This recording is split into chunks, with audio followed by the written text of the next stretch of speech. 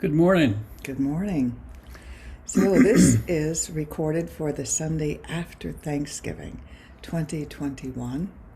And as you can see, we're not at home. We're in the world. We're out in space, and we're hoping to get back in the next few days, but we're waiting for the Musk rocket to come pick us up. Oh, that's what we're waiting for. Okay. Yeah. Well, we know that we are fortunate and happy to be spending this Thanksgiving holiday with extended family in California. And unfortunately, we're going to be flying back when we would be hosting this live on Sunday. So we've decided to record it and post it for Sunday morning on both our YouTube channel, which is CSL Palm Beaches, and also we hope to get it on Facebook. We're Yes. not sure we can, but at least on the YouTube channel, our YouTube channel, you can find this chat and conversation and every other one we've done for a year and a half now. So our title today is Gratitude. Surprise, surprise. It's about Thanksgiving. And so we've had at least a week, actually the month, to think about gratitude and the importance of it. But let's begin with a prayer. Sure. So let's go within. Let's go within where we are always in contact with and part of that greater part of us that is connected with all that is, that we call God. We call the universe. We call infinite intelligence, universal love, our Creator.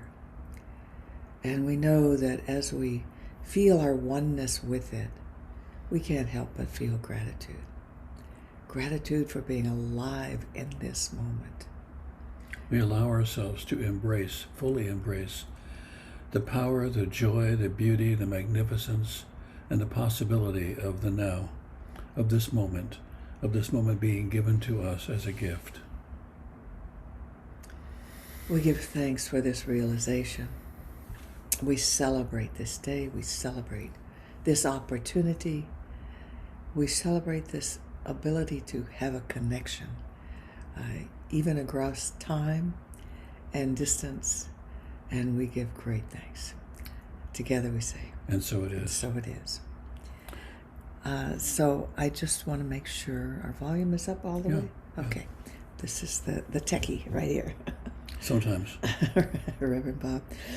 So we were inspired for this talk today by a talk given on TED. It was a TED talk, wasn't it?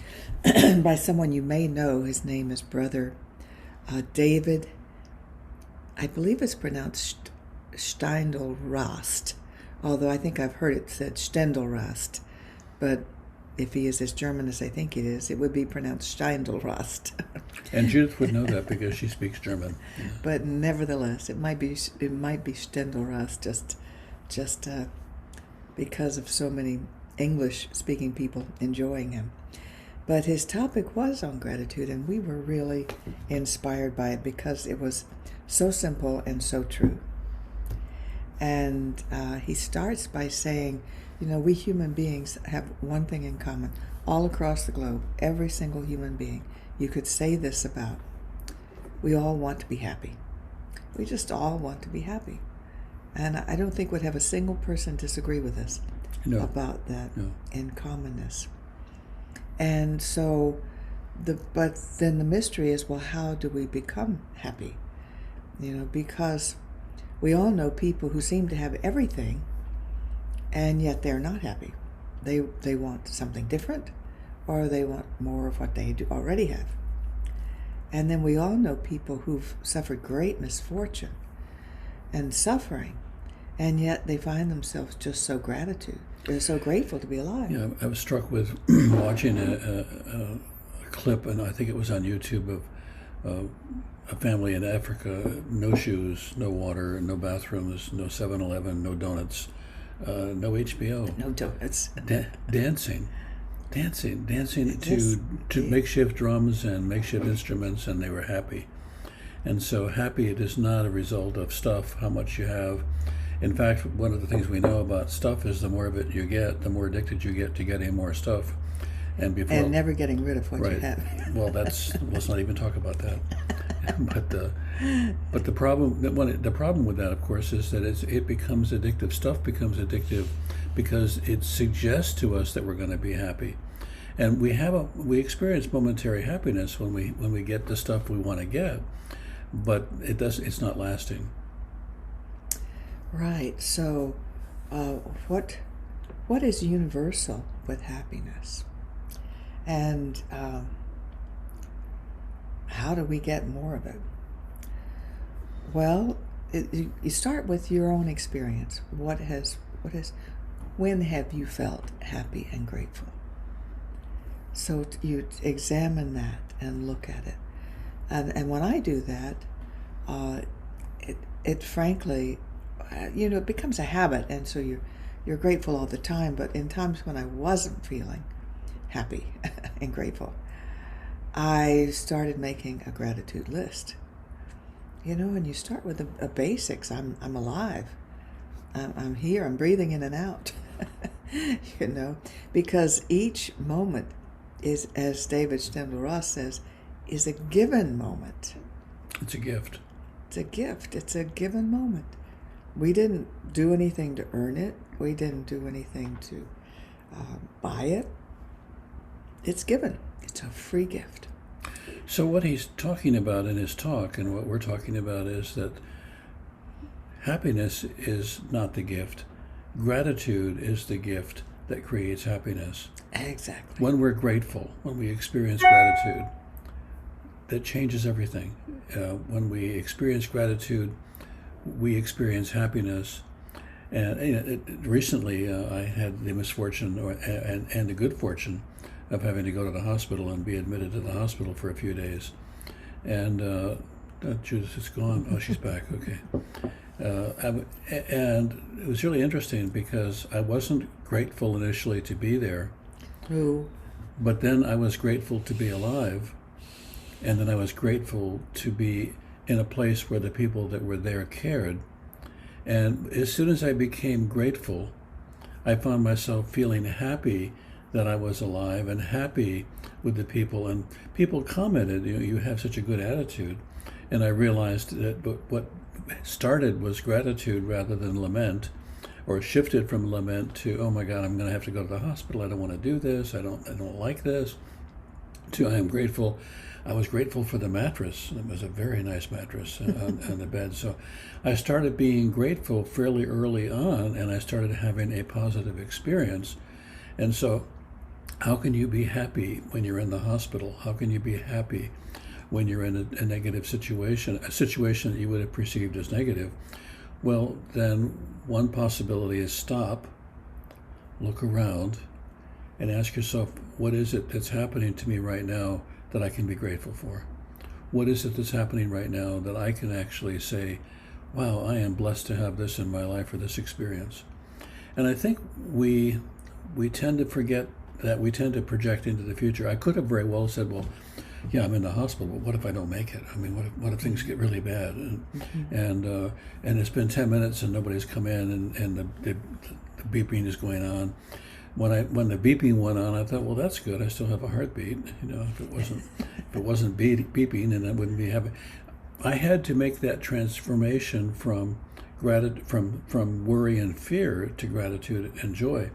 But the other part of that, which is really interesting to me, is the body registers our fear even when we don't know it. Yeah.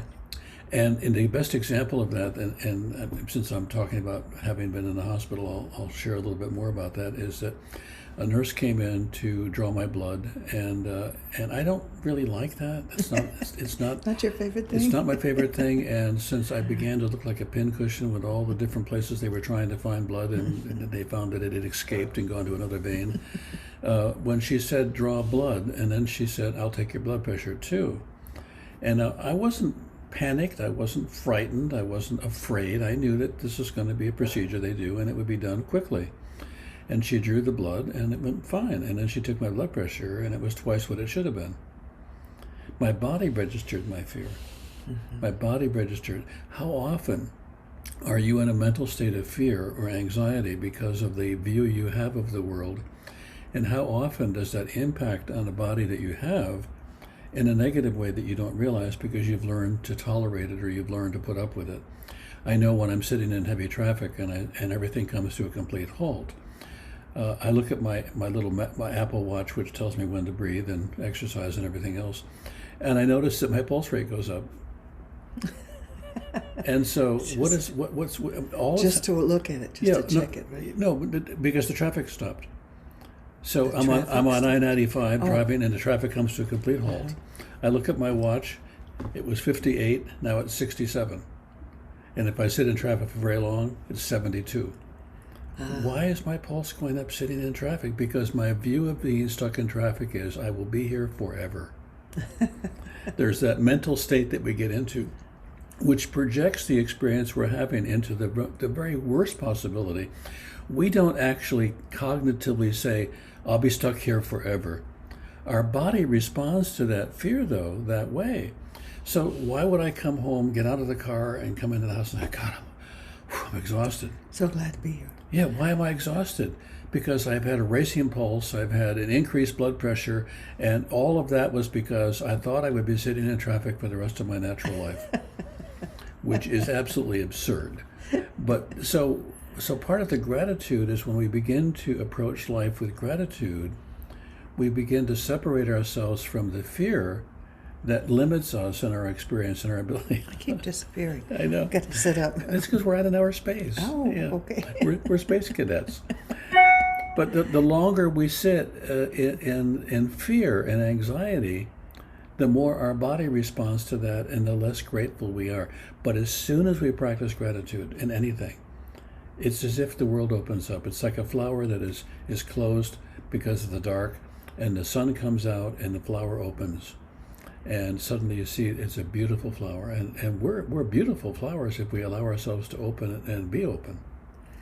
Well, yes, because see, the gift of each given moment is that you have an opportunity to repent.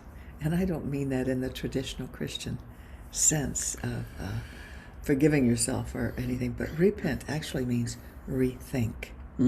I like that. It actually comes from the word, if you think of the Spanish word, pensar, to think. So you are rethinking. And that basically means change the way you're thinking. Change your mind. So, you change your mind from, oh my God, I'm going to be stuck in this traffic forever. This is tense. This is dangerous. There are too many cars zooming around. To, I'm so glad, I'm so grateful I have a car. My car gets good gas mileage. If you think about it, though, I'm sitting in a comfortable seat with air conditioning on. Yeah, I've got air conditioning. Listening to the radio. I'm thinking, oh God, I'm going to be here forever. And then I finally get past the traffic and I rush and I get into the house, and what do? I sit down and turn on the radio to continue listening to the same program I was listening to because I want to find out how it ended. How is that so different? What's different is the attitude. I'm home now. This is where I wanted to be. So what would it be like if you said, wherever it is that I am is where I want to be? As That's opposed, a good repentance. as opposed to wherever I am is not where I want to be. And because, and maybe I'm more aware today because of the recent medical experience that I've had, but our body is responding to our every thought. No wonder we're stressed, and no wonder we eat when we shouldn't eat and drink more than we should drink, or drink when we shouldn't drink, because we're trying to soothe the body's response to the conversation that we're having that isn't very positive, that isn't very grateful. Well, but you made a good point. Sometimes you're not even aware of the thought. It's totally unconscious. It's just the feeling. Yeah. So sometimes you have to say, what am I feeling? Okay, what is Stop. the thinking before the feeling? Because you are thinking something, even if it seems unconscious, that is causing the feeling. Yeah. Unless there are lions and tigers and bears coming after you, and then the fear is justified. But usually we're making up scenarios in our head, just scaring ourselves. So Steindelrast gives however you pronounce his name, gives a very good little reminder of what to do. He says, just like when you were a kid and you were taught to stop before you cross the street. He said, you stop, you look both directions, and then you go when it's safe to go. So this interpretation is that whenever you find yourself less than happy and grateful, you stop and you look at your situation, do what we're talking about with the rethinking, the repenting, check into your feelings. Why are you feeling that way? What story are you telling yourself that's making you feel that way? Again, unless there are lions and tigers and bears chasing you. Oh my. And so, in other words, that would be a justified fear, and you need to move your feet. But and his interpretation of the next step, go, is go to the opportunity that every moment, every given moment, it's a gift. Every given moment is an opportunity for you to choose again. See, this is really, really important stuff when we think about ourselves as spiritual beings, and we think how far away our thinking is from the appreciation of our own spiritual nature. Right. And when our thinking is contrary to that, very often what I see, for myself as well, is harboring lots of negative fear and worry, and then turning to prayer to undo it, rather than saying to myself, what am I worried about, and is it something to worry about? And then having my prayer be a prayer of gratitude and appreciation for the moment. One of the things that he talked about, which I'm delighted to hear, he said when he was in Africa, the first time there was no water, no running water, and very little electricity. No clean water available. Right, and no electricity. And so when he went back to South Africa, he turned on the spigot, and he went back to wherever he was from, I think, didn't he? It was Africa. It was another place in Africa. Yeah. Just stop. Just leave me alone. It's my story. Yeah, right. Yeah. Even if it's not true. He went back to Africa, he said. He told me. He said that. I thought it was in Africa where he didn't have the clean water. It was, and then he left. Okay. And he went back. Starting to feel like the Smothers Brothers. No, Dick, that's not what he said. So, anyway, he went back to Africa, and they had running water. Oh. Yeah, and they had lights. And he turned on the spigot. That's where I was when you interrupted me. And so rudely. Yeah, well said. And he turned on the spigot, and he felt gratitude. And he turned on the light, and he felt gratitude, because now, unlike the first time he was in Africa, he had electricity and he had water. But he said, what happened after a while is that gratitude faded. So he did something which kind of looks ridiculous, except that it was really wonderful. He put little signs little stickers on the faucet, on the light switch that said gratitude, grateful. And he thought, I don't want to stop being grateful for these things. And when you're in a state of gratefulness, it's hard to be in a state of misery and pain and suffering. That's right. So another way of saying this is we're going to have an attitude no matter what we do. Why don't we have something to do with the attitude that we have, as opposed to allowing it to be a random attitude that seems to come out of nowhere? It's not going to come out of nowhere, but we can shape it. We can move it from, as I was saying when I was in the hospital, I was thinking, this bed is so much nicer than one we have at home, but I don't want to stay here. But still, what can you be grateful for? And so gratitude is the opening to our spiritual awareness.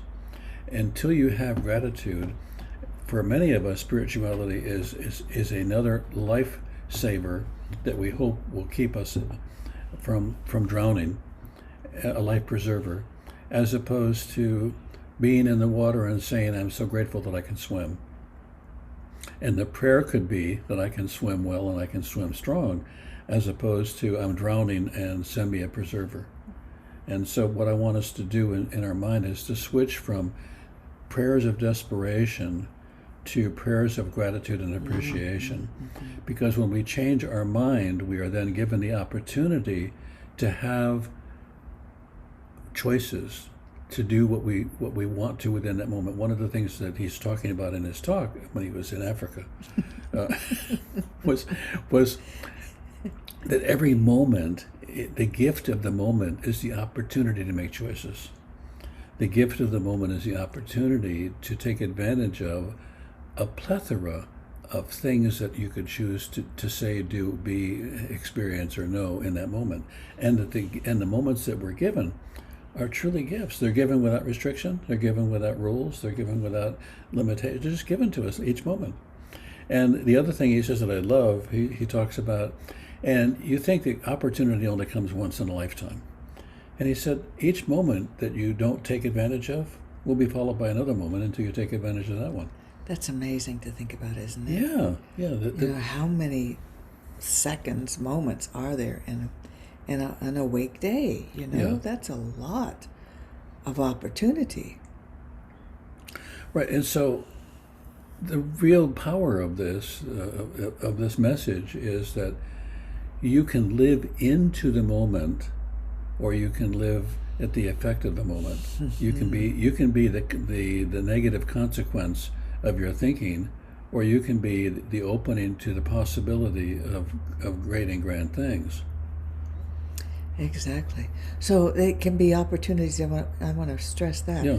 It can be opportunities to rethink and just change your mind about something, or it can be an opportunity to move your feet and actually create something new, do something different, and you know that's lots of opportunity, and that's lots of things that you can change, both in the way you're thinking and feeling about something, and the way you're experiencing life, and the contributions you can make to society.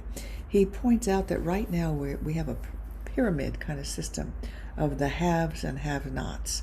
You know, the people who seem to have all the money and all the benefits, and then this big base of poor. He said, but if we keep that model, it will just turn around. A revolution. No, he said, but if everybody just wants more and more and more, then eventually other people go to the top and other people come to the bottom. He said, but we are in a revolution right now, and he sees it as a revolution of networking and equality and people helping each other. And you know, I do love to see news of that and evidence of that, and I do see it all the time. Well, people love to help each other, actually. One of the points he made, which I thought was really very, very telling, I hadn't thought about it, but he says you have the pyramid, and in most revolutions, what happens is the pyramid is flipped. When the pyramid, other people have power. And then they do the same thing that was done before, only that now they're on top. Right. And he's saying what's important is that we not flip that. We don't have a revolution to flip. We have a revolution of linking one to another. Right. Small groups of people. Grateful people being grateful for the possibility of living in the moment. Creating a world that works for everyone. Yeah, I've heard that before. Yeah. Yes, indeed. That is our vision in our teaching, a world that works for everyone. And we know that it already does in consciousness, and everybody gets the experience that they came here for. But when we say a world that works for everyone, we mean that everybody is comfortable not living in fear and limitation. That's what we mean. Because we have enough resources here on our earth for that to happen. Mm-hmm. If we changed our mindset about the rightness of that, you know, instead of let me see all that I can get for myself, it's me against the world, or networking and sharing and helping one another. Right. That's the kind of world I like to see. So the power is with each of us to connect to the moment in a way that allows us to celebrate, appreciate, enjoy, and acknowledge the moment as a gift, a possibility, a gift of creative opportunity. That's for us, and then to join with as many other people as we can to do the same thing. Each of us becomes beacons of possibility. Each of us becomes sources of light. And if we choose that, then it becomes contagious. And you know there are people that when you see them or you hear them, you just want to be with them. And I was watching YouTube last night, and Robin Williams and talking, and David Letterman said, something happens when somebody like Robin Williams comes on stage. You automatically start smiling. And it's not that he was funny when he came out on stage, it's the anticipation of the energy that he has that says yes. And when we're with people that have that attitude of yes, of gratitude, something happens to us just being in their experience. And that's what we want to be. We want to be beacons of light. We want to be beacons of joy. And when we can do that for ourselves, it is contagious, and the world works better. Indeed. So we hope your Thanksgiving has been full of gratitude it has been wonderful to be able to meet and be with family and loved ones. We couldn't do it last year. Right. So that makes us all a lot more grateful for the opportunity to do that. It was a strange holiday last year when I couldn't even be with my family that lived 15 minutes away. So it was less than joyous. And so we're grateful this year is more normal and that we can travel, and we're looking forward to getting home and continuing our ministry and our routine. So let's close now with a prayer, shall we? Yeah.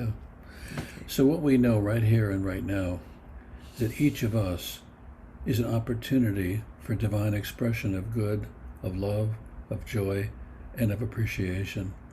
Each of us right here and right now can live fully in the moment. We can live in the moment in a way, and we choose to live in the moment in a way that supports us, supports others, and supports this world working for each and every one of us. We know right here and now in our heart and soul that this is happening, that this is unfolding, that this is the divine working through us as well it should, because it is designed to do so. We know right now that the universe, that the moment, that everything around us is in favor of us. And we celebrate that, and we are filled with joy knowing that this is so. And for this we give great thanks. And together we say, and so it is. is. Thank you for being with us today.